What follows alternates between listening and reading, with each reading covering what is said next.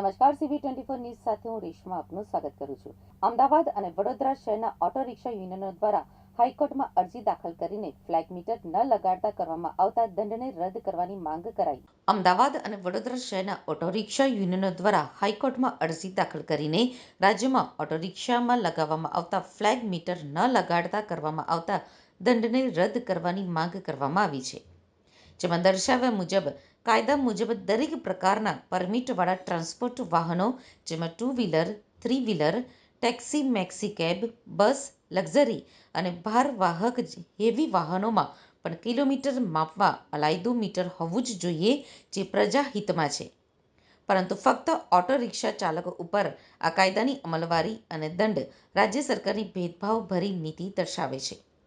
Police commissioner Ahmedabad અને Kalupur police station police inspector દ્વારા આપવામાં આવેલા કચેરી હુકમ કે જેમાં 1 જાન્યુઆરી 2025થી ઓટો રિક્ષામાં ફ્લેગ મીટર લગાવવું ફરજિયાત હોય તેમજ ફ્લેગ મીટર ન લગાવેલ હોય કે બગડેલ હોય તો દંડ કરવામાં આવે છે।